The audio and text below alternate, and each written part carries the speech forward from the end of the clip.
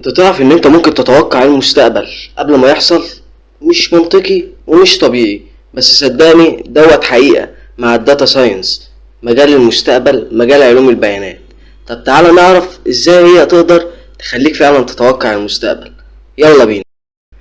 السلام عليكم ورحمة الله وبركاته. اللهم صل وسلم وبارك على سيدنا ونبينا محمد. واحدة من أهم المهارات المطلوبة في المستقبل وهي مجال الداتا ساينس، مجال علوم البيانات، المجال اللي يخليك تقدر تتخذ قرارات بنفسك وتتنبأ بالواقع اللي هيحصل في المستقبل. ببساطة كده عايزين نعرف نخش في الموضوع على طول. قبل ما نخش في الموضوع ما تنساش الاشتراك في القناة وتدوس لايك. تاني حاجة تخش على صفحة الفيسبوك عشان خاطر تتابع الكورسات اللي هتنزل واللي هتنزل برضو بإذن الله في مجال علوم البيانات. ما انا مش هسيبك كده، مش هديك الخريطة واقوم سايبك كده، بس اهم حاجة تكمل معايا الفيديو. دي كده اهم حاجة عندي، ان انت تكمل معايا الفيديو. فبينا يلا نعرف يعني ايه كلمة داتا ساينس.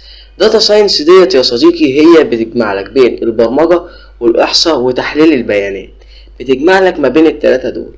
يعني بتاخد حتة من البرمجة، حتة من الاحصاء، حتة من تحليل البيانات. هتيجي تقول لي طبعا هتخش في الرياضة، هقول لك طبعا بنخش في الرياضة. مالكش في الرياضة سيب الفيديو وامشي. بس ممكن برضو تحسن من مستواك في الرياضة. على فكرة انا مستواي ما كانش قد كده في الرياضة، حسنت من نفسي في الرياضة. بس صدقني واحدة من اهم المهارات المطلوبة في المستقبل، وهبقى اعمل لك فيديو عن مرتباتها اللي هتخليك تقوم تتعلمها من تاني يوم. مرتبات جنونية حرفيا. فبينا يلا نعرف اول المسار واول الطريق. اول حاجه بقى وهي انت محتاج تتعلمها وهي البرمجه. هنيجي نلعب في جزء البرمجه. هتيجي تقول لي لو ما بحبش البرمجه، هقول لك لازم تحبها. مفيش هنا مرحمين، احنا ناس عايزين فلوس. مفيش يا مرحمين. فاول حاجه يا سيدي هتتعلمها وهي لغه بايثون. هتيجي تقول لي ليه بايثون؟ هقول لك هي من اهم لغات تحليل البيانات. مش هقول لك عشان خاطر لازم تبدا بيها ولا هي لغه سهله ولا الكلام ده كله، لا، بس هي فعلا لغه تحليل بيانات ولغه قويه جدا وهتستخدمها كتير جدا. وهتحتاج معاها لغه كمان وهي لغه الاس كيو ال. لغه الاس كيو ال ولغه بايثون. ما ينفعش تخش مجال علوم البيانات من غير ما تكون متعلم الاثنين دول.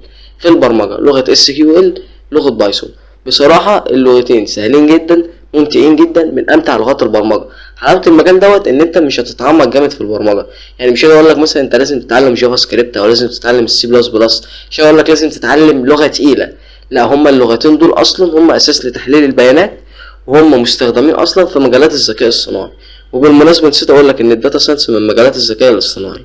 تاني حاجه بقى انت محتاج تتعلمها وهي الحته اللي انت ما بتحبهاش، بس ايه ان شاء الله باذن الله تبقى سهله معاك، هي الاحصاء. سريعا كده انا محتاج ايه في الاحصاء؟ انا محتاج 4 حاجات، هما المتوسط والانحراف المعياري والاحتمالات والتوزيعات.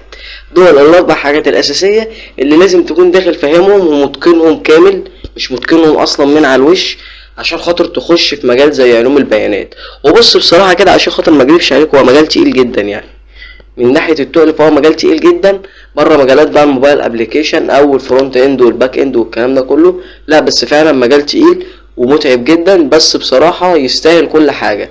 فلو انت عايز فعلا حاجه للمستقبل ومضمونه، فانصحك بمجال الداتا ساينس، خصوصا لو انت داخل كليه لها علاقه بالذكاء الصناعي والحسابات ومحتار اصلا تخش. المجال ده على طول توكل على الله فيه يعني، واسأل غيري برضك لو انت مش مصدقني يعني. بس هو انا عارف ان في ناس يعني ايه، مش اللي هو انا مش واثق في كلامي، لا، انا عارف ان في ناس، مش خاطر محدش يفهمني غلط، في ناس ما بتحبش تاخد برأي واحد. يعني انا مثلا واحد من الناس، لما باجي اخد معلومة انا مش عارفها بحب اخدها من اكتر من شخص، واشوف فعلا هل المعلومة ديت صح، هل فعلا انا هستفاد منها. فاللي هو يعني اللي انا بنصحك بيه ان انت هتلاقي برضك مصادر كتير عندك على النت، فانت برضك هتشوف من هنا ومن هنا ومن هنا، لقيت فعلا الكل متفق على الرأي دوت فهتقوم داخل فيه. فاللي هو اللي انا قصدي ان انا اقوله لك ان دوت اصلا كمان مش كلامي، دوت من التقرير العالمي رؤية 2030، ان دي هتكون من اهم وظائف المستقبل. تالت حاجة بقى محتاجين نتعلمها مع بعض وهو فلترة وتنظيم وتحليل البيانات. لازم تعرف تفلتر وتنظم وتحلل البيانات بشكل منظم جدا وبشكل جميل جدا، علشان خاطر ان انت لما تروح تشتغل في شركة فعلا تكون نظيف. فاهم حاجة اصلا في المجال ان انت تكون بتعرف تفلتر وتنظم وتحلل بيانات. وهتحتاج تتعلم معاها الاكسل، لان الاكسل شيء مهم جدا برضو في علوم البيانات. خد بالك برضو ان احنا كل اللي احنا قلناه دوت كان اساسيات، احنا برضو لسه ما دخلناش في التقيل. هي اخر مرحله ديت بقى اللي هي ما بعد الاساسيات، والمرحله التقيله جدا، وهي مرحله الماشين ليرنينج. والماشين ليرنينج دوت هتضطر تتعلم فيه الخوارزميات الذكيه، وازاي تخلي الكمبيوتر يتعامل مع البيانات.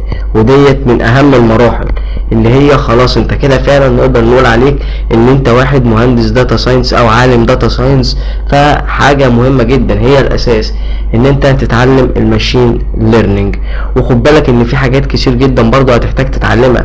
يعني مثلا لازم تحتاج تتعلم الجيت والجيت هاب، ما ينفعش برضو تكون داخل حاجه زي كده من غير ما تتعلم الجيت والجيت هاب. وفي برضو حاجات كتير جدا، بس اللي هو انا مش عايز اعقدك، ابدأ الاول بدول وخلصهم وهيكون متاح لك فرص عمل. بس انت هتلاقي نفسك انت اصلا بتطور من نفسك. يعني ايه بطور من نفسي؟ انت لما تخش على حاجه هتلاقي في ناس بتقولك لا انت المفروض بقى تخش بعد ديت، وهتلاقي في تقنيات اصلا ظهرت جديده، فانت كده كده تلقائي هتطور من نفسك. انا مديك الحاجات ديت اللي هي بس هتخليك ان انت فعلا تكون مؤهل تشتغل.